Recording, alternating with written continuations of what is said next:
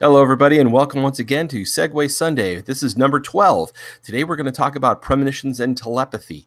It is a fascinating subject because though I am not an expert on them by any means, not on premonitions anyway, I do have some experience with them. And this is a kind of show I really wish we could have brought Deb Varner in so she could have talked about what she knows.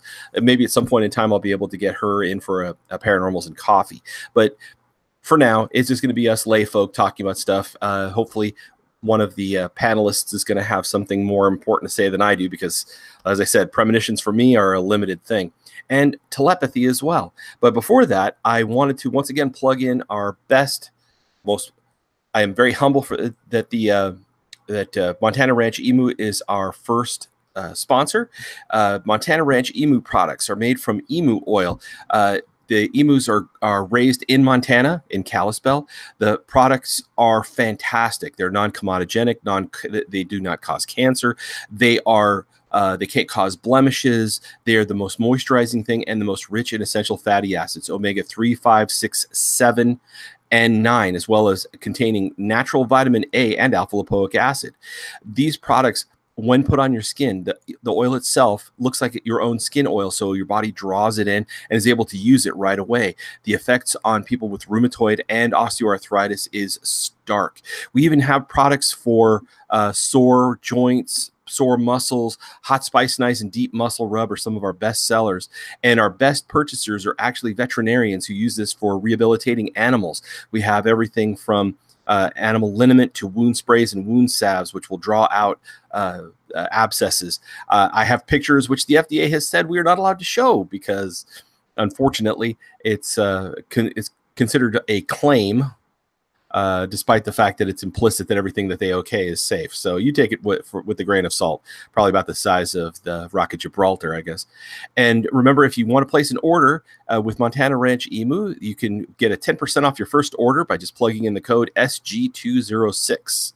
That's SG206, 10% off your first order. So everybody can unmute themselves. Thank you very much for joining us, Sephora and Sonia. Hey.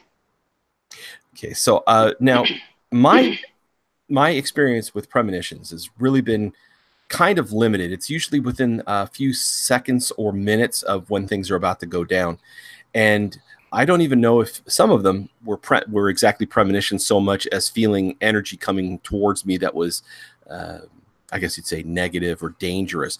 But the few times that I did know that I had a premonition, they were very clear. And I think I gave one example on Paranormal Portal Radio the other night. So why don't you give me some of what you know, Sephora, about this? Um, well, I've had a lot of different kinds of premonitions. I've had really clear ones like moments before they happen. I've had deja vu that came true where it was like an overlap of a deja vu plus a premonition overlapped on it, and then that came true. I've also had deja vu where um, the premonition that came with it was something very small and happened right away. Um, and another one happened about 3 days later. I've also had premonition dreams. Those for me, I know for some people, they're very literal, just like they see the whole thing unfolding as it happens in real life, like when they wake up. For me, it's very symbolic. So I'll have a very symbolic dream about um, events and relationships between people and things that happen. And then after it happens, I'm like, wow, that was just like that symbolic dream, but it wasn't like literal. So that those are kind of hard to work with if you're trying to figure out what's going to happen because it just seems like a dream until after it happens and you're like, oh wow, that actually predicted everything. And when I was in my teens, I used Um, to have those a lot. Those were the ones I'll, that faded away in favor of the like this is coming in a month, or this is just around the bend about 60 days from now type of I thing. have a really funny example of that. When I was in college, I was working in um, the dorm kitchen, like the dining hall kitchen, and we had these gigantic floor kettles that we would cook up like gigantic batches of soup or just massive amounts of taco meat or, whatever we were going to serve for the day. And they were just gigantic. They sat on the floor and were about like chest high. And I had this dream that there was a psycho killer at the Commons that was killing people. He would lure them up to the roof and kill them, or he would he would cook them in these pots, right? Because they were big enough to fit a person. And Oh, that's so Ed ev Gein. Oh, yeah. everyone who died in my dream either quit or was fired in the order they were killed in my dream within a couple months. Well, I have to say that it's definitely preferable to Ed Geining them and wearing their skin for a suit, that's where I thought this was going. I'm like, oh, she's going to No, tell us something really, really no, freaky. no. Or, No, my dream was freaky, but the real events were not. It's just like that's how my brain interpreted what I was seeing in the future while I was sleeping. I don't know, it was weird. well, a recent premonition for me, because this is to tell you how weird some of them can be, was Trevor and I've been we just got to seeing the My Hero Academia movie at the theaters, which I think that happened in October around my birthday. So I took him with me, and we'd gotten the tickets online about 3 weeks beforehand, and he says, well, the Dragon Ball movie's coming out, and we're going to want to go see that. So I'm going to let you know on the day that it becomes available, so that we can get our choice of seats. So he tells me the day it becomes available, but it's not yet available through the Cinemark, uh, uh, their website, which means we could choose which seats we wanted to get. Plus, it also costs less if you do it through them. And so he's telling me, he's like, well, that he's worried. I said, well, don't worry. And the next thing I know, it's I'm all of a sudden in my future headspace, which I call a message in a bottle from me. And I'm seeing myself talking to Trevor as he's leaning over the chair that I'm sitting in from my left. And over his shoulder is the credits for Dragon Ball Super, the movie.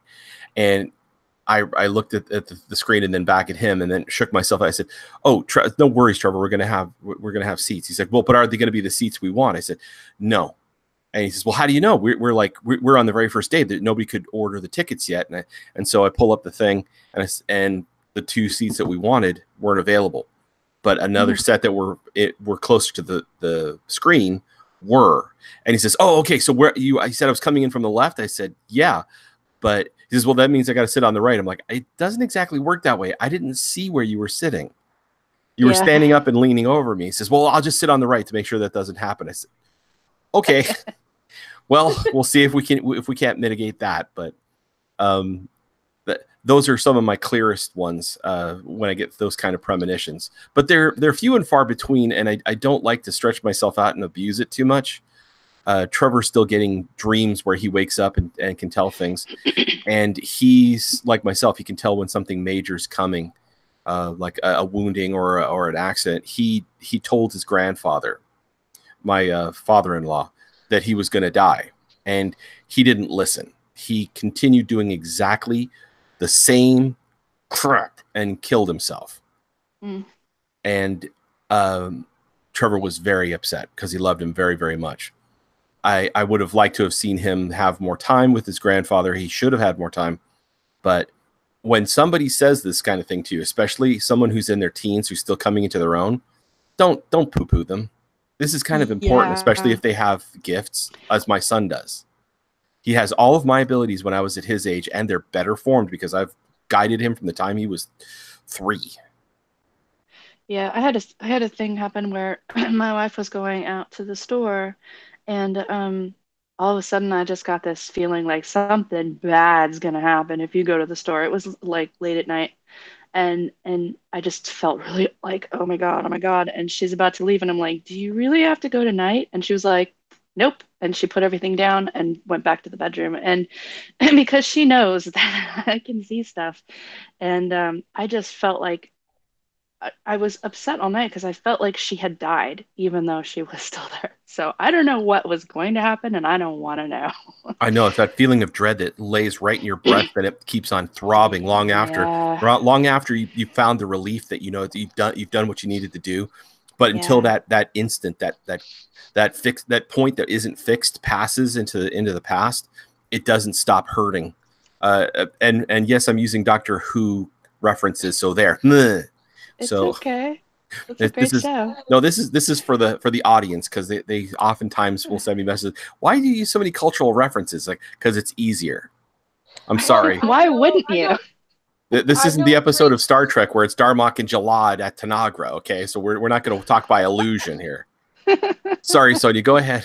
I know three stories of where deja vus actually work, but it's not mine. It is my partner's. One, when he was 7, it helped him win hide and seek. Um, and literally, he had a dream like 2 or 3 days before he played hide and seek.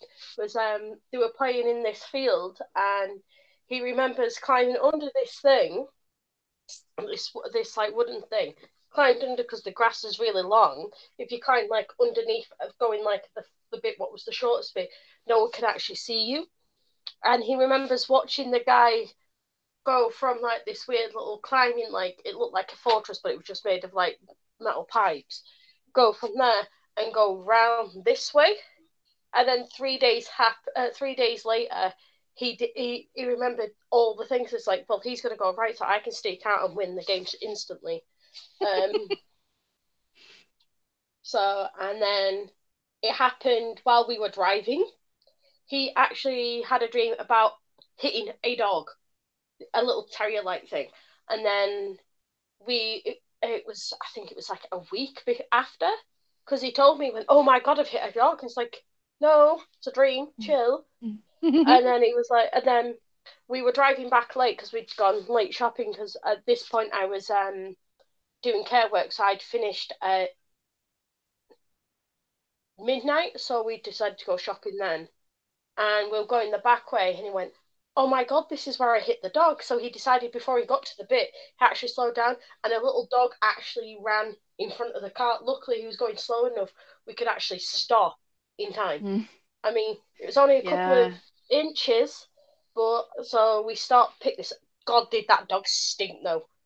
It was a little terrier. It'd been rolling in cow pats, and it did all dry Oh. and ugh. And then the second time, he actually stopped me from being crushed by a giant bin. Whoa. Um, he had a dream where he was walking downtown. We were doing Christmas shopping. This was about, I think, a couple of weeks after the dog, and all of a sudden he went, Sonny, just stop for a second. The bin men had pushed this. I mean, these big, massive, you've got them in the US. They've got the big plastic flap over, Mm-hmm. like. Yeah. Well, Dumpster. the big man had decided to not push it down like an ordinary person, let it go down the hill itself on its own. Oh. Oh And as God. I would have stepped out of this alley bit, if I stepped out in front of the alley bit, it would have actually hit me. If he hadn't told stop, because he actually remembers seeing me getting hit by it, he wouldn't. I wouldn't have actually. Uh, I would have actually been injured or worse, killed. Oh Because I would have God. been. And there's a big, massive pipe where the dump truck picks it up, and that would have hit me straight in the stomach. Ugh. Because he remembers the thing. But the only thing I have is I wake up the day before on the exact same time somebody in my family's going to die. That's the only thing I have, really, and that's really great. Yeah, really great. I had something like that dumpster thing, but it was sort of happened. The premonition happened in real time. So Mm, I was commuting home. Excuse me. I was commuting home and I was coming off of the freeway, and it was in the winter time, so it was dark. It was dark out, and there were two turn lanes off of the freeway off ramp onto the road that I was turning on, and I was in the left hand right turn lane, so that there were two lanes turning right, and I was in the left hand one. And the light turned green, and as I started to turn, all of a sudden, I it, I saw someone hit my front fender, and I stopped and I like hit the brakes because I was like, "Whoa!" It was so realistic. It really looked like someone hit me, and I was like, "Whoa, what the heck?"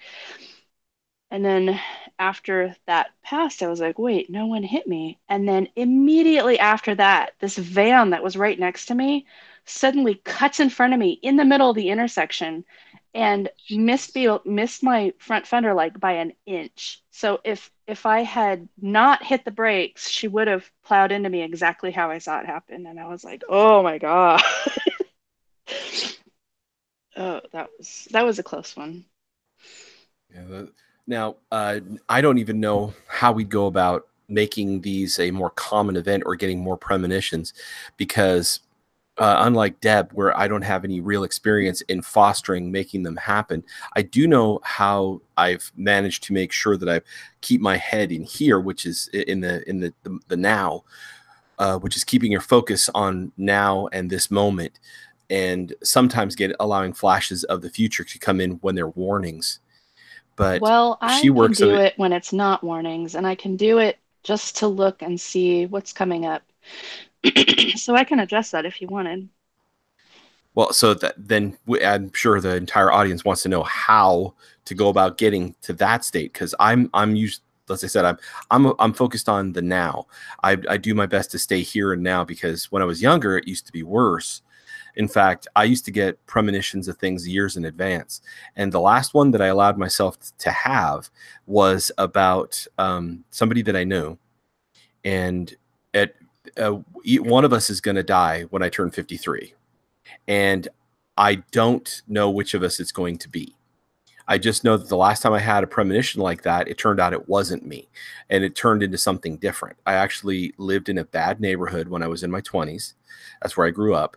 And in one of the dreams I had, someone came up to me and shot me at point blank range. Oof. And I could see it all clearly. That same year, my wife and I we'd gone to Las Vegas to help move her grandmother from one apartment to the next, and so they dragged me off to the Circus Grand Slam Adventure Canyon. So instead of being at home in Los Angeles at the time, I was there, and the same situation happened, but this time it was with a laser tag pistol. So right up to where the guy ran into me with the gun, it smashed me in the back of my hand, so I couldn't respond, and I could feel the pain in my hand again, but this time it was from a plastic gun, and he fired at point blank range, which was useless because within 5 feet the equipment won't pick up the shot, so it had That's changed. funny. So now I'm waiting on which one of us is going to pass, and I get the feeling that it's not going to be me. And so I feel really badly for her because she basically was one of those people who like hangs on for all the information and help they can get. They're narcissistic. They Hmm. drain you dry of everything they can turn everybody against you so that they can have them clustered tightly around themselves, Hmm. Hmm. which was very sad to me. But not much you can really do. No. So if Well, if oh, you go were going to ahead. say, go on. Yeah, I mean, a lot of people get these just random, uncontrollable premonitions about stuff. But I have tried to sort of cultivate like being able to control it and just look forward at whatever, not bad things, just whatever. So, um, I think meditation really helps starting this to just tune the world out and focus your mind. But what I do in everyday practice is I just sort of, I want to say I just sort of, I look to see, but I sort of feel out with like my chest and I kind of like feel in out through time. Um, in an example, an example is, so I used to work in a laboratory and I had a notebook that I had to keep like, detailed records of like everything I did and, step by step, like how I did experiments and stuff. And it was a really, really stressful, terrible job. And I used to flip through the empty pages of the notebook and try to feel off the pages to get the energy off what was going to be on those pages once I started writing on them, like what that day was going to be like. And I did not interpret everything properly, but I was pretty accurate as far as like what the emotion was, but I just didn't know like exactly what was gonna like what to attribute that to. And I would put a post-it note on the one that felt happy.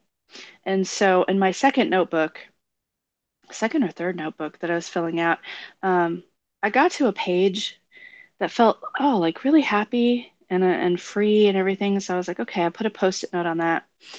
And, as I'm getting closer, it becomes apparent that like I need to quit my job. And so I'd put in my notice and I'm, writing stuff in my notebook and pasting papers in there. And then like the day before I left, I turned the page and there's the post-it note. And I'm like, oh, that was because I knew, like I saw that I was going to quit, but I didn't quite know it.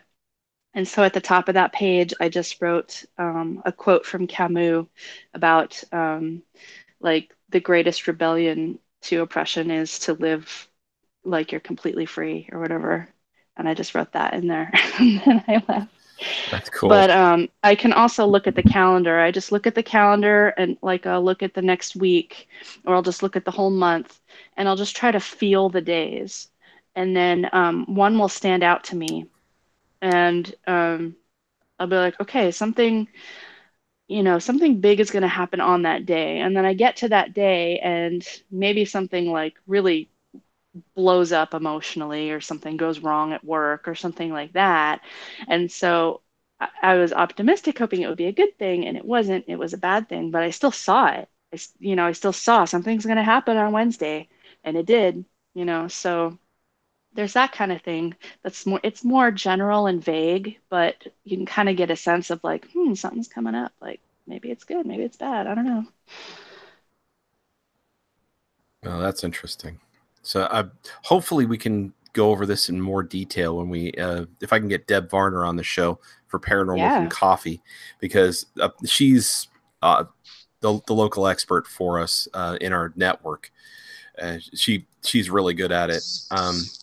When I feel her going into she starts pulling on that energy when we're on the show together. It's like, oh man, it's a different feel. Like the difference between like each of the different energies that I felt, whether it's healing or destructive or just energy work or whatever, they all have their own flow.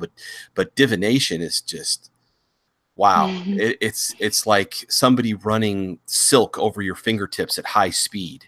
And you're trying to grab it, but it's like, nope, that's not, you're not going to get any traction there. So I don't know how she does it, but it's amazing feeling. But telepathy, now, if we're going to move on to that one, because unfortunately we don't have as much as I'd like to say about the premonitions as I'd like, but telepathy, I do have a lot of experience with Joel, and I can definitely talk about that a lot. But before I do, I want to start in reverse order. Sonia, do you have any experience with this kind of thing? I'm trying to think of which is telepathy again. I can't remember. My brain's gone blank. Somebody's mind talking to yours. Or are you talking to someone's mind? I was to say, every so often my dad knows what I'm thinking. I know exactly what he's thinking, I think, but that's just because me and my dad have always been really close. Well, to be the devil's advocate, it might also be the fact that because Joel and I are really close, but we're also far the hell apart because he's living way far away from me. It doesn't make a difference though, because I could, like, after the show, Brent's trying to call Joel, and we're all on the phone waiting for him to call back so that we can get. And he's like, "Well, where is Joel?" And I'm like, "Well, I'm down here in Lancaster in Los Angeles County," but I soft focus and feel him, and he's talking to his in-laws and laughing about the show because his in-laws are living with them. They used to live in Paradise, California, and the place had they just burned down recently, and they haven't been able to go back. And he's talking to his wife at the same time, and they're having a chat and laughing. So I sent him a text message, "Get back in here," and he says, okay, he said, "Call me, LOL." And he gets on the call, and Brent's like, "Oh, we just wanted to have the after call," and he says, "Oh, I was just talking to my in-laws." I'm like, I said, because I can stare over his shoulder sometimes. It's just a matter of how I make my focus, and it's been an ongoing thing where I could tell what Joel wanted to say about certain things, but without ever asking him. And then people said, "Well, how do you know?" I was like, "Well, okay, we'll give him a call and you'll find out." But it started when I was about 15, and Joel said he was going to come over and visit for a bit, but he was at a friend's house and they weren't letting him leave. And so I started to fall asleep. And as I was doing so, I sent him a message. I'm like, "I'm going to bed now, so I'm not going to be up." And so Joel at that same time was nodding off, and he's like, "Oh crap, Sean's falling asleep." He's like, "I got to get out of here," and he runs the whole way rather than rides a skateboard. Gets over here. He's like, and it's like it's 10:30, man. Go home. It's like, "Well, I just didn't want you to think I didn't know." It's like, "Well, dude, you should have been here like an hour." So I said, "Yeah, they kept me talking." I was like, "I know." So that's why I was letting you know. I'm going to bed now. Not I'm going to bed now. Come and wake me up. See, this is what psychic teenagers did before texting. Because I used to do the same thing with my best friend in high school. Well, so expound. Come on. Oh, yeah. So I had like one best friend in junior high, high school, and college. Um, and we had all kinds of stuff happen. Um, I think one of the first times it happened, we were sitting at the kitchen table at her house, and her dad was vacuuming, and we had been talking, but because he was now vacuuming, we couldn't talk. And we just sort of spaced out while we were eating. And I heard the radio playing because her stepmother really loved NPR. So so I was listening to it, but I couldn't quite understand the words because the vacuum was playing. And then when the vacuum stopped, the radio stopped, and I was like, "What happened to the radio?" She's like, "What? The radio wasn't on." I'm like, "Yeah, it was." She's like, "Well, what did you hear?" And I told her what I heard or what I thought I heard. She goes, "Oh my God, that rhymes exactly with what I was just thinking." And then another time, we lived in Southern California. She went to Maryland to visit her grandparents, and I really missed her. She was on this 2 week trip, and I really missed her so much. And so, I'm laying in bed, and I'm just like feeling all this. Oh, I really miss you. And I took all of that emotion and I put it into this spinning sphere of fire in my head, and I put her name in the ball of fire. And then I took all that emotion and I flung the ball across the country and screamed in my head, "Andrea!" And then I felt better, and then I went to sleep. And that was about 9 o'clock my time. She gets back a few days later. She's like, "What were you doing on Saturday night?" And I was like, "Oh, I went to bed." She's like, "Because at about midnight, I suddenly heard someone in my room say, 'Andrea.'"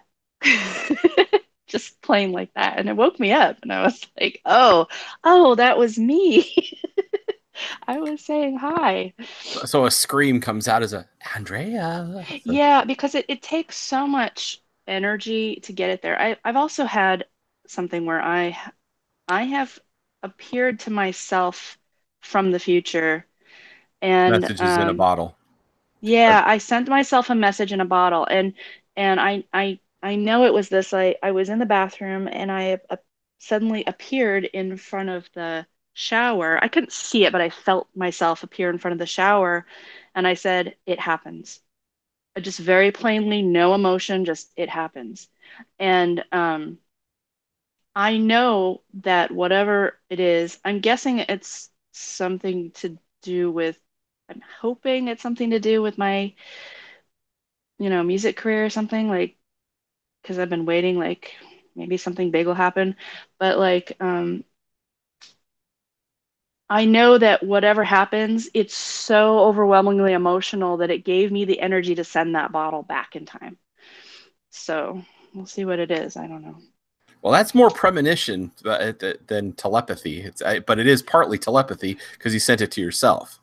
Right. So But yeah, exactly. I'm just saying that, like the receiver just hears a very plain word, whereas right. the sender is just like super emotional. Like that's been my experience anyway.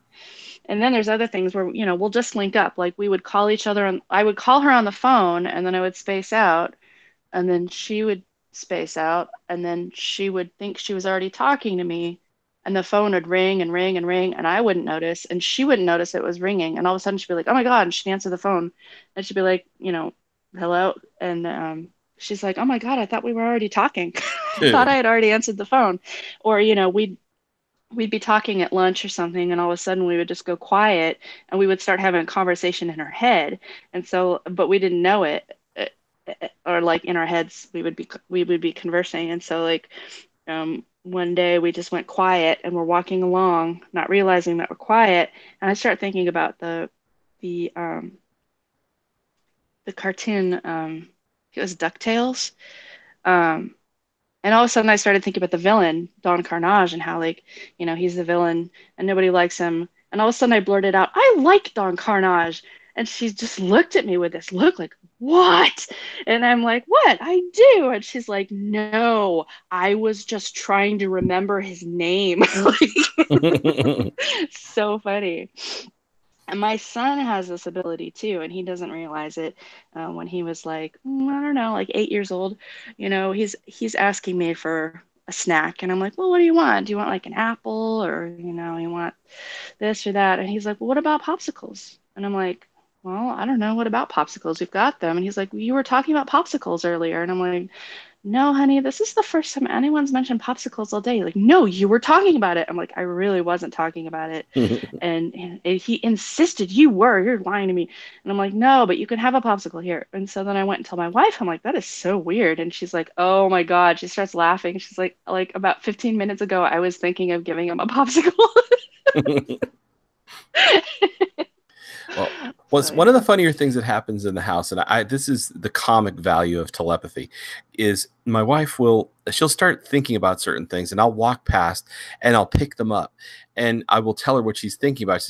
She'll look. She has it, and I'm very grateful for this built-in lie detectors, because both the boys have it as well. We call it smiling, laughing, lying. As soon as they start to smile and laugh when you confront them about something that they said that is a lie, it gives it away.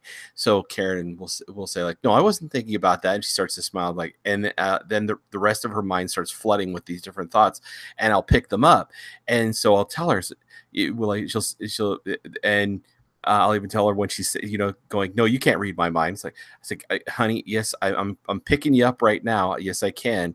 And it's like, "Well, what am I thinking now?" It's like, "You're thinking, what am I thinking now?" And no, you're not. It's like, "Get out of my head." It's like, "No, I'm not trying to get into your head, and you need to stop thinking all these things." And she starts starts giggling and laughing about it, and it usually is comedy gold. And there was a couple of times when I would go into the kitchen and she's thinking, like, really, she's angry about something, and I turn and look at her and say, "Okay, I'll get Trevor to fill the waters and pick up the poop outside. Will that make you less angry at him?" She's like, "I didn't say anything." I said, "I didn't say you said anything.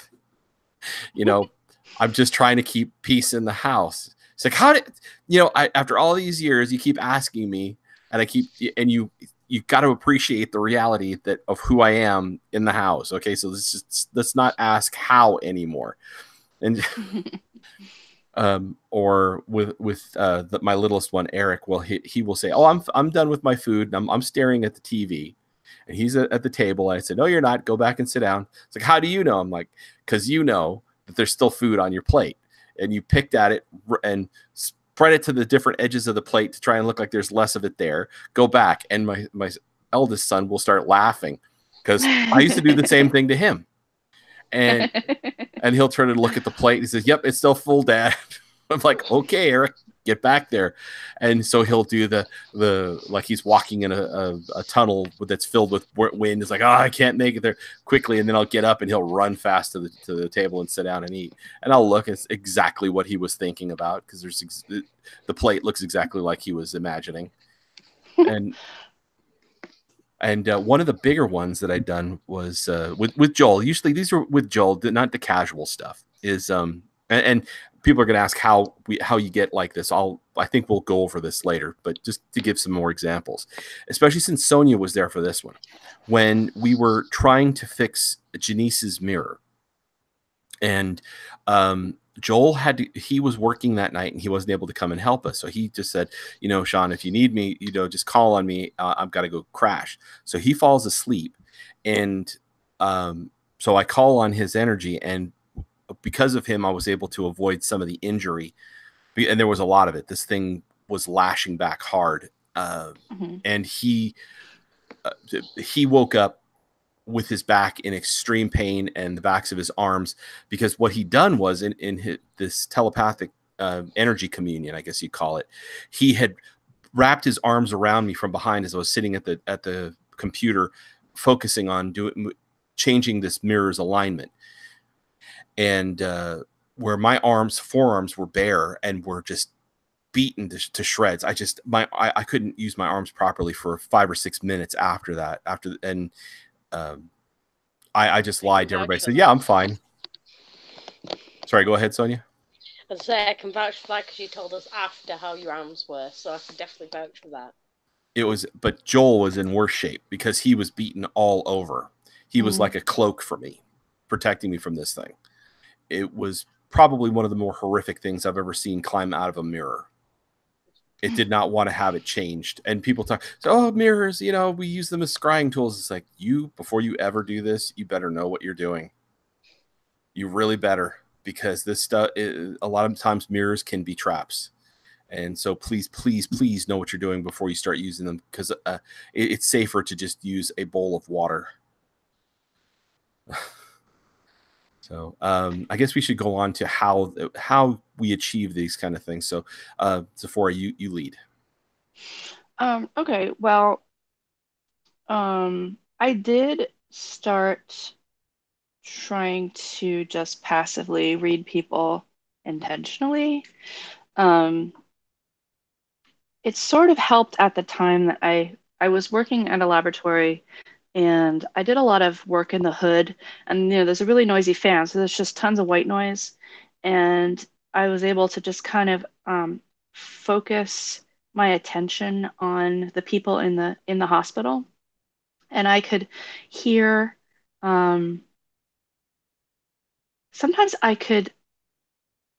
would get emotions, like grief, or I would get nostalgia, like someone was reading a book and they were getting nostalgia or something.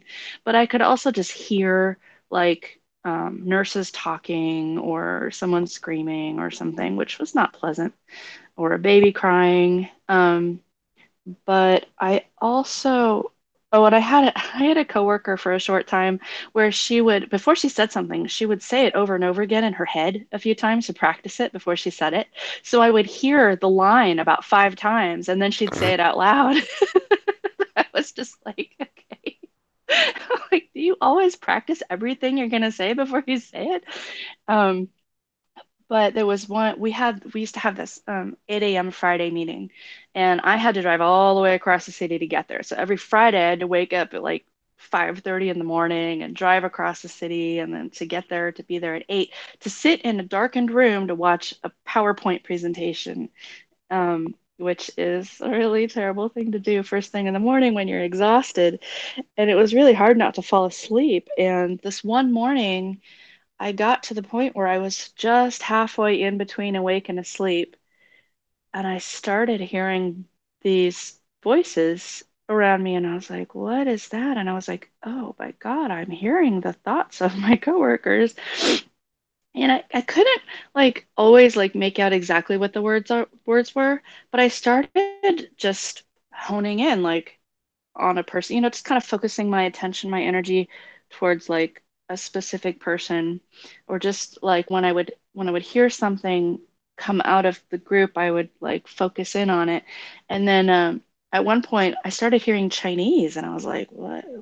Like who's thinking Chinese? And I look and right in front of me is one of the Chinese postdocs, and I was like, oh, he's thinking in Chinese while he's watching this presentation in English. I was like, that's fascinating. Like, like thinking about how language works and stuff. And yeah, and then after that, I was able to do that for a few days after that. So like it lasted even though I was awake. And so on my drive home, I would just try to focus in on people in the cars around me and just try to pick up their thoughts. And I was able to do it for several days, but I can't quite do it anymore because I didn't keep that up. But that was really interesting. For myself, it was a matter of getting to the point where the mind is quiet enough and I can feel the person's energy and just tune in on it and recognizing their vibrational energy, which it sounds esoteric, but it really is more a matter of like recognizing a person. Like you Well, recognize their face. It's like tuning a radio to a certain frequency. Right. But it's also like along the same lines as recognizing a person. Like you Yeah. know, you see the person, you recognize their face. And eventually after time it becomes simpler because you recognize their energy, their frequency, their vibration, their face as well. And it all sort of mashes together and you're able to drop into the state where you're it's almost like trying to get to a sleep state while you're still up and walking, which Yeah, that's exactly what I had to do. Yeah. yeah. And now, just to give you some advice on astral projection, that is the same kind of thing. If you can start getting back to that, you can also do that, but past that state where you're dropping towards delta wave brain patterns, so that you can slip your body. Basically, it's you're putting you don't you're trying when you're trying to read a person's mind, you got to keep your brain active so that you're able to receive and pick up the thoughts. But when you're going to astral projection, you're passing past all that, where you're sort of like putting all of your meat, your brain, everything on hold because you're no longer doing that. You're going to step out, but it's somewhere between those two states. It's a meditative state, whereas you're dropping in, but you don't get all the way to the bottom. You sort of stop somewhere in the middle and find your focus on the person by matching their vibrational pattern. It's why I can't do it on more than one person at once. It's one, that's it. I can't do it on 3, 4. I can't pick up a whole room full. Thank God. I can't imagine what that would be like. I've heard, they've described it in like X-Men comic books, how horrible it can be when you can't shut them out. And Well, I'm or like that episode of Buffy the Vampire Slayer where that like demon made her like hear the thoughts of people. And at first it was just like a few people that she knew or just people in the room, and eventually it like grew into being like the whole world, and she just like went catatonic and couldn't do anything. So I wouldn't want it to be on all the time. That would actually drive me crazy, but to and be able to picking up everybody's selectively turn it thoughts. on. Yeah, Yeah, that that would would be be that nuts. would be overwhelming. So fortunately, at least for most of us, there is a focus, and everybody's patterns are different enough, so you don't have to worry about getting the cacophony of everybody's thoughts unshielded. Sonia, you were going to Yeah. say something? No, I was just But it is. thinking. Oh, sorry. I was just thinking, though, that'd be a scary thought if you could actually hear everybody's thought. Like, if you think about it, because just some people you just won't want to get in their heads. And you got to remember, You it's only surface thoughts. It's not super deep. You're not delving into their brain and hacking it so you can get information and secrets. Yeah, It's you're stuff that just they're hearing the voice that they're like their internal monologue. You're just hearing their internal monologue. Yeah, I'm So thinking of the people who walk around in Lancaster where I live, and trust me, there'd be some weird shit coming out of there at like the lightest heart of this thing. Because trust me, I attract them, so it's like I won't want to gain that ability of like not able to switch that off, because I think I'd lose it. I'd be like Buffy Wayne and Cotted, there was one guy in that room that I could not turn off, and every excuse me, every week at every meeting, all he could do was think about how he was cheating on his wife. And I'm like, dude, just stop. Like, oh my God. Because it was loud. I couldn't turn him off. wow. That's wow. Yeah, I know. They can't all be winners. That's kind of wow. Oh boy. See, and I know there's going to be another video where somebody's going to ask, okay, well, how is it you block these things now? Because I don't want somebody crawling inside my head like you. Oh, it's like, oh no, you're going to have to go through the catalog of some of the older stuff. I don't want to go over that one just yet because it sounds like you got something to hide. We're going to let your spouse figure this one out. They're going to leave you bare before your husband, wife, whatever. So but I know it's coming. I know it's going to be posted. Can you go over how you keep people out? And it's going to probably be over some of the silly stuff. It's like, well, because the government's hacking my brain or something. I guarantee you the government is not sending Do the you men know, who stare at goats after you. Sean, I was actually thinking you were about to say that, though. I think you know me too well. No, Like, that thought just like popped into my head instantly. It's Telepathy. it's more than likely telepathy. How did I know you were going to say that? So yeah, there are people out there that think that you can hack someone's brain. I guarantee you, I've been able to infiltrate dreams. I can come when somebody calls me if they call me loud enough to a dream, which is a kind of telepathy. We called it dream fasting, and but it's not like it's an easy to accomplish thing, even for myself and Joel.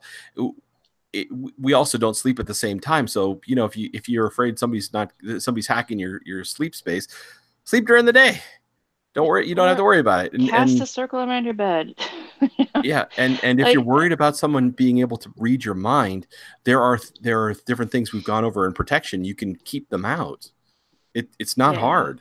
Somebody like myself, who's very strong at it with my wife, it's because, hello, it's my wife. We know each other. We've got a connection. Okay. Yeah. So, and there was someone who was able to forcibly look through my eyes while I was remote viewing, but they weren't able to get information out of my brain. They were just able to look through my eyes to try to figure out who I was. And after they failed that, because I covered my eyes, they left. But they weren't able to get information out of my head. I'm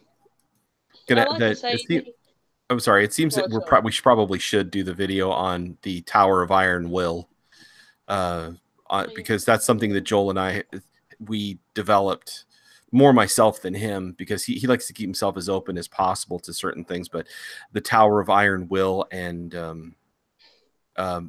mind shielding, that kind of thing, because that's how if anybody ever tried to do that to me when I was younger, and it did happen with a couple of Joel's friends that had pulled the wool over his eyes.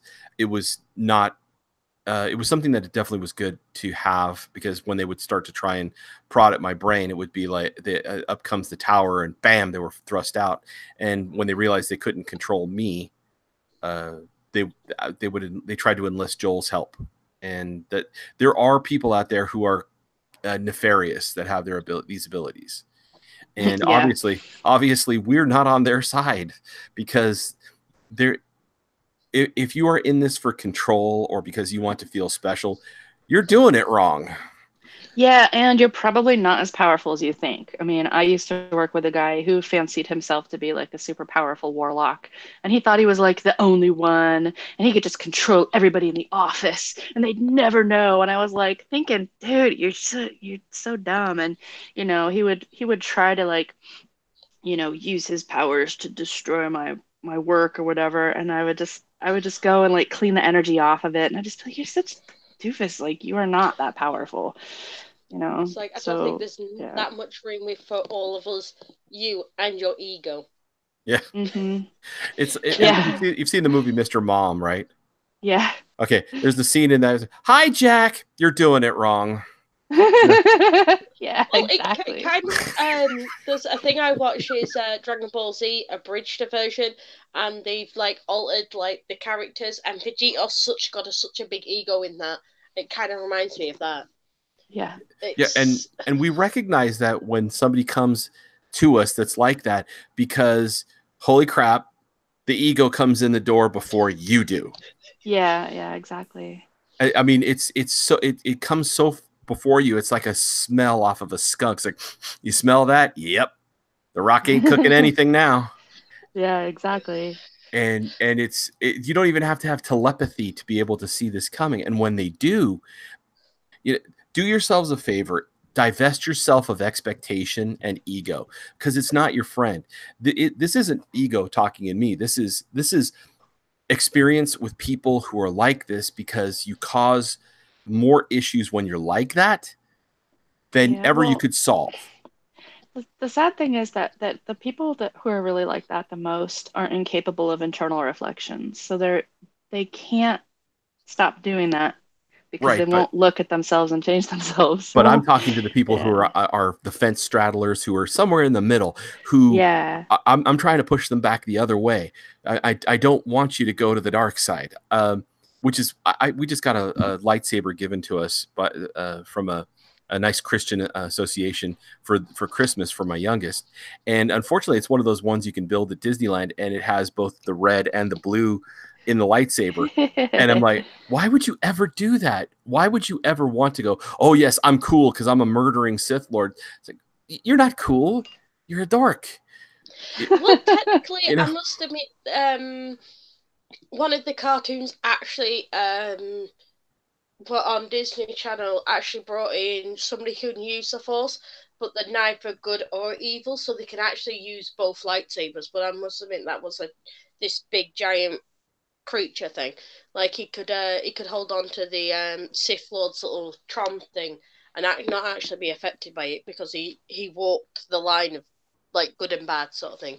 Well, he didn't really. He was called and that was voiced by Tom Baker, the Fourth Doctor.